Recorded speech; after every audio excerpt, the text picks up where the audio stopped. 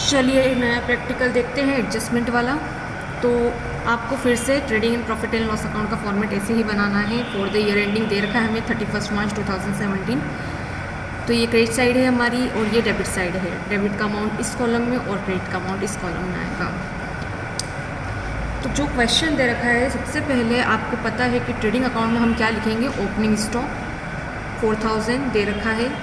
फिर परचेज दे रखा है आपको, और परचेज अब की बार मैंने सीधे बाहर इसलिए लिखा है क्योंकि कोई परचेज रिटर्न नहीं है, नहीं तो हम उसे माइनस कर देते।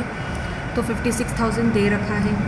कैरिएज आपको दे रखा है। अब कैरिएज तो सेल पे भी हो सकता था और परचेज पर भी हो सकता था, लेकिन जब आपको कोई इन्फॉर्मेशन नहीं दी जाती है तो हम इस कैरिएज को परचेज पर मानते हैं। कैरिएज मतलब भाड़ा।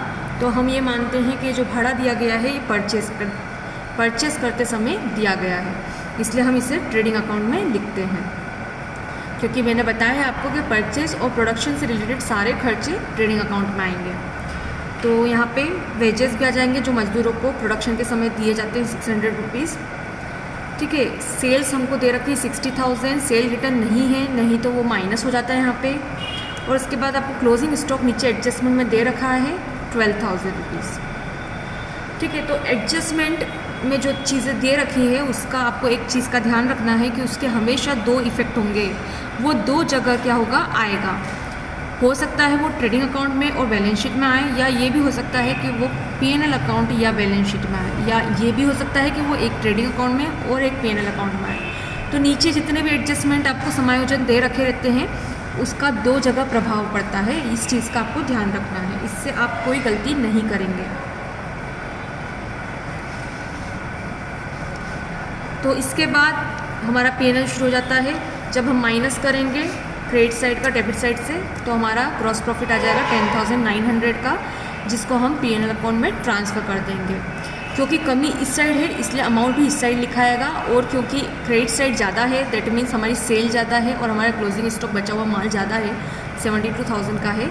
तो हमें क्या हुआ है, प्रॉफिट हुआ है 10,900 का। इसके बाद हम इस प्रॉफिट को ट्रांसफ़र करेंगे P&L में अपोजिट साइड में बाय ग्रॉस प्रॉफिट 10,900। क्योंकि आप सभी को पता है कि P&L अकाउंट में भी क्रेडिट साइड पे क्या होते हैं, सारे प्रॉफिट आती है और इनकम्स आती है। अब यहाँ पे जो सेलिंग से रिलेटेड कोई भी इनकम अगर है, या सेल में कोई, या ऑफिस एक्सपेंसेस कोई है, या सेलिंग से का कोई एक्सपेंसेस है, तो वो सब यहाँ पे आएंगे डेबिट साइड में। ठीक है। और इनकम सारी क्रेडिट साइड में आएगी। तो हमको सैलरी दे रखी सबसे पहले, तो सैलरीज लिखा हमने 1500। अब आप जब एडजस्टमेंट में नीचे देखेंगे तो उसमें लिखा हुआ है अदत्त वेतन आउटस्टैंडिंग सैलरी, मतलब इस साल जो है 300 सैलरी देना और बाकी है, तो हम उसको प्लस कर देंगे और टोटल सैलरी हमारी कितनी आ जाएगी, 1800 रुपये। मतलब इस साल के टोटल वेतन का खर्चा कितना है, 1800 रुपये है। उसके बाद आपको रेंट दे रखा है, रिपेयर चार्जेस दे रखा है, सॉरी रेंट नहीं है, रिपेयर चार्जेस ही है। रिपेयर चार्जेस 300 रुपीज़ दे रखे हैं। ठीक है। और इसके बाद क्या दे रखा है कि प्रीपेड है रिपेयर चार्जेस 100 रुपीज़, पूर्वदत्त है। पूर्वदत्त मतलब हम ऑलरेडी पहले एडवांस में पे कर चुके हैं। तो जो आप एडवांस में पे कर चुके हैं उसको क्या कर देंगे, हम माइनस कर देंगे। ठीक है। तो ये माइनस करने के बाद कितना बचेगा, 200 रुपीज़। तो इस साल का रिपेयर चार्जेस कितना है, सिर्फ 200 रुपीज़ है। 100 रुपीज़ जो प्रीपेड थे उसको हमने माइनस कर दिया। फिर डेप्रिसिएशन दे रखा है मशीन पर 5%, तो आपको डेप्रिसिएशन मशीन पर कैलकुलेट करना आता ही है। 10,000 की मशीन है, उसका 5% जब आप निकालेंगे तो 500 रुपीज़ आपका आ जाएगा। ठीक है। अब इसके बाद जो कमीशन है दे रखी है, तो आप जब देखेंगे तो क्वेश्चन में क्रेडिट साइड में कमीशन दे रखी है। ठीक है। आपको दे रखा है कि आपको ये जो सूचना है इससे फाइनल अकाउंट बनाना है, और आपको कमीशन जो दे रखी है क्रेडिट साइड में दे रखी है। अगर आपको ऊपर क्रेडिट साइड नहीं भी दिखता है तो भी आप जब नीचे देखेंगे तो क्या शब्द यूज़ करा है, उपार्जित कमीशन, एक्रूड कमीशन। तो उपार्जित शब्द का या एक्रूड शब्द का प्रयोग तब किया जाता है जब कोई इनकम हो। ठीक है। मतलब ये कमीशन हमारा एक्सपेंस नहीं है, ये हमारी इनकम है, क्योंकि नीचे जो है शब्द कौन सा प्रयोग किया गया है, एक्रूड, उपार्जित शब्द यूज़ किया गया है। तो यहाँ पे 300 की कमीशन तो आपको दे रखी थी और 400 की कमीशन आपको मिलना बाकी है। तो इस साल की टोटल कमीशन, जो टोटल इनकम है हमें कमीशन से जो मिल रही है, वो 700 रुपीज़ हुई। ठीक है। इसके बाद आपको डिस्काउंट रिसीव्ड दे रखा है, तो डिस्काउंट रिसीव्ड का मतलब डिस्काउंट मिला है, आपका तो फ़ायदा है। तो जितना भी फ़ायदा होता है, जितनी भी इनकम होती है क्रेडिट साइड में ही लिखते हैं हम, इसलिए यहाँ पे भी डिस्काउंट रिसीव्ड लिख देंगे 300 रुपीज़। बस आप फिर क्रेडिट साइड का टोटल करेंगे, डेबिट साइड का टोटल करेंगे, माइनस करेंगे तो हमारा नेट प्रॉफिट आ जाएगा 9400 रुपीज़। जो ज़्यादा टोटल है उसको हम नीचे लिखेंगे 11900, और इस नेट प्रॉफिट को हम कैपिटल अकाउंट में ट्रांसफ़र कर देंगे 9400 को। तो आपने देखा एडजस्टमेंट के एक एक इफेक्ट आ गए हैं। क्लोजिंग स्टॉक का एक इफेक्ट यहाँ आ चुका है, आउटस्टैंडिंग सैलरी का एक इफेक्ट यहाँ आ चुका है, रिपेयर चार्जेस का एक इफेक्ट यहाँ आ चुका है, डेप्रिसिएशन का एक इफेक्ट यहाँ आ चुका है, ठीक है, और एक्रूड कमीशन का एक इफेक्ट यहाँ आ चुका है। तो जितने भी एडजस्टमेंट और समायोजन दे रखे हैं क्वेश्चन में नीचे, उन सबका एक एक इफेक्ट आ चुका है। अब नेक्स्ट इफेक्ट जो है बचा हुआ वो जाएगा बैलेंस शीट के अंदर। तो हम बैलेंस शीट बनाते हैं।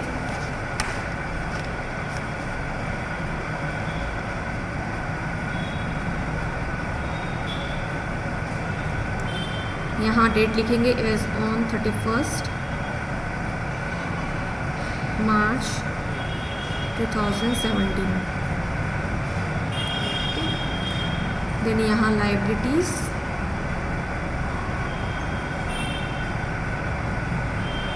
अमाउंट, असेट्स, अमाउंट,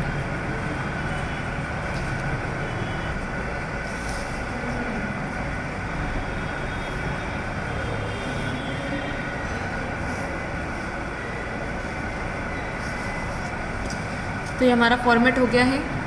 सबसे पहले हम जो है करंट असेट्स लिखते हैं, कोशिश करेंगे कि हम पहले असेट्स पे करंट असेट्स ही लिखें। वैसे अगर अभी आप नहीं लिखेंगे तो चलेगा, लेकिन करंट असेट्स लिखने की पहले आप प्रयास कीजिएगा। तो सबसे पहले हमारे करंट असेट्स के अंदर हमें डेटर दे रखे हैं, तो हम डेटर लिखेंगे, ठीक है। डेटर हमने असेट्स में क्यों लिखे हैं, क्योंकि डेटर जो होती है वो हमारी संपत्ति होती है, बिजनेस की संपत्ति होती है। डेटर ऐसे ग्राहक होते हैं जिनसे पैसा मिलना बाकी होता है, जिनको उधार में माल जो है बेचा गया हो बिजनेस द्वारा। तो डेटर जो है देनदार जो हमको दे रखे हैं 3500 रुपीज़, उसको हम भारी लिखेंगे क्योंकि इस पर कोई प्रोविज़न नहीं है, ठीक है। इसके बाद आपको कैश भी दे रखा है। वैसे तो कैश सबसे पहले लिखना चाहिए, लेकिन चलेगा, दोनों ही हमारे करंट असेट से। कैश कितना दे रखा है आपको 2000, तो हम कैश लिख देंगे, ठीक है। इसके बाद जो है हमारा करंट असेट्स में जो दे रखा है बिल रिसीवेबल दे रखा है आपको।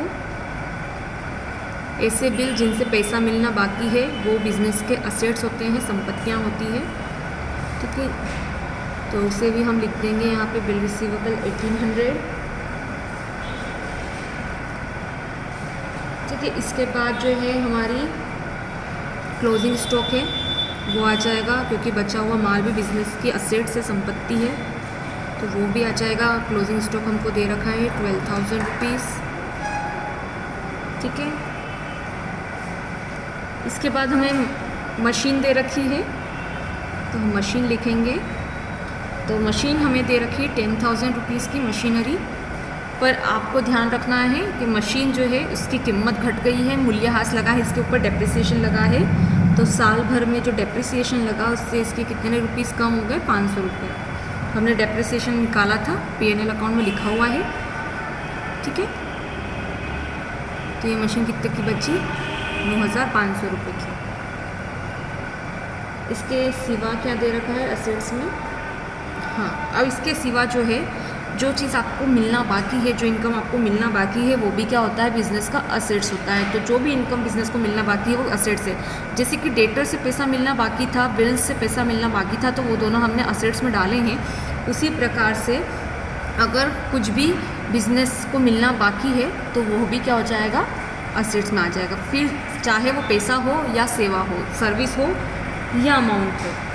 तो हम देखेंगे तो एडजस्टमेंट में आपको दे रखा है प्रीपेड रिपेयर चार्जेस। तो प्रीपेड मतलब क्या हुआ था कि बिज़नेस ने ऑलरेडी क्या कर दिया था, पे कर दिया है। तो जब पे कर दिया है तो एक तरह से एडवांस पेमेंट है, तो इसका मतलब जो है वो हमारा क्या कहलाएगा, असेट्स कहलाएगा। क्योंकि पेमेंट हमने पहले कर दिया था लेकिन इसकी सर्विस नहीं ली है, ठीक है। तो इसकी सर्विस अभी तक नहीं ली है, पेमेंट हम पहले कर चुके हैं लेकिन सर्विस नहीं ली है, इसलिए सर्विस मिलेगी रिपेयर की।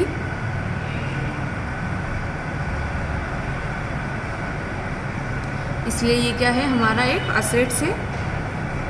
तो कितना दे रखा है आपको, प्रीपेड 100 रुपीज़ दे रखा है, ठीक है।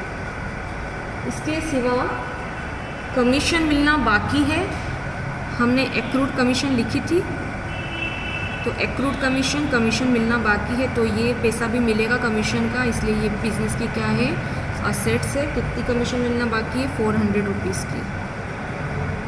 तो ये हो गया हमारा असेट साइड का। अभी हम लायबिलिटी साइड को भी करते हैं।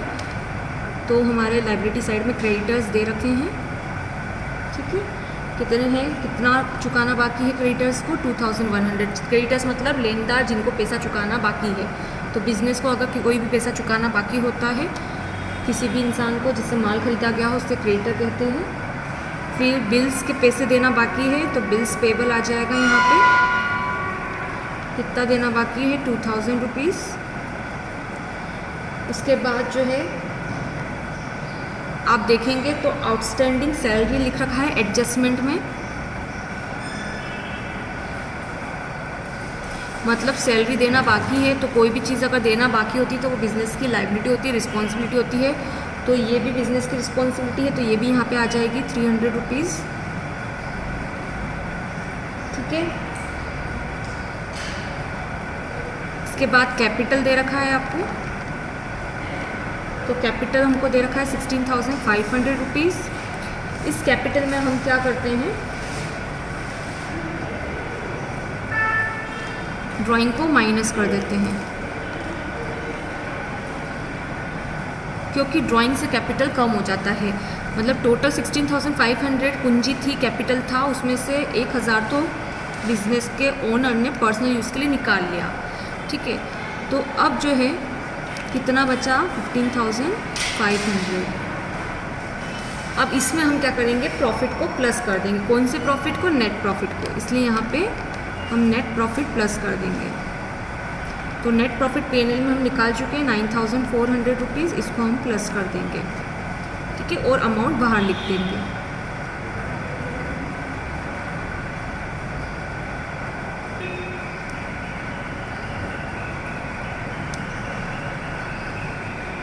अब अभी देख लेंगे कि हमारे जितने भी एडजस्टमेंट है, समायोजन दे रखे हैं, उनके 2 इफेक्ट आ गए हैं या नहीं आए हैं।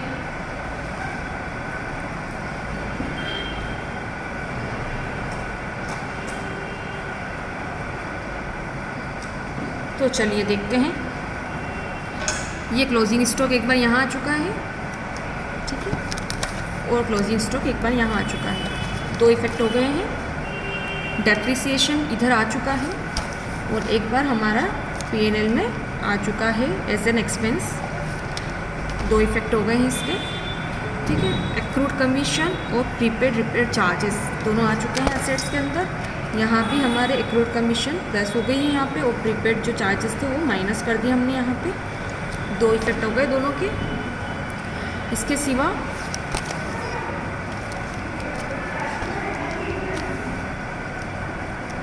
आउटस्टैंडिंग सैलरी जो यहाँ पे भी हम क्या कर चुके हैं, प्लस कर चुके हैं। तो आपने देख लिया है closing stock, outstanding salary, repair charges और एक्रूड कमीशन प्लस डेप्रिसिएशन। हमको 5 एडजस्टमेंट दिए थे और पाँचों के 2 इफेक्ट आ चुके हैं, इसका, इसका, इसका, इसका और इसका। तो 2 इफेक्ट आ गए हैं, इसका मतलब आपने क्वेश्चन क्या करा है, सही करा है। अब हम बैलेंस शीट का टोटल कर देंगे और दोनों साइड का टोटल बैलेंस शीट का क्या होना चाहिए, इक्वल होना चाहिए। अगर बैलेंस शीट का टोटल इक्वल नहीं आ रहा है, इसका मतलब आपने क्वेश्चन को करने में कोई मिस्टेक की है।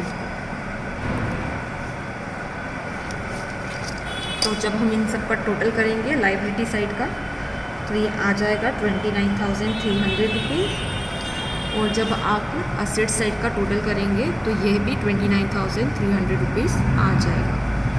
तो ये बैलेंस शीट भी हमारी कंप्लीट हो गई।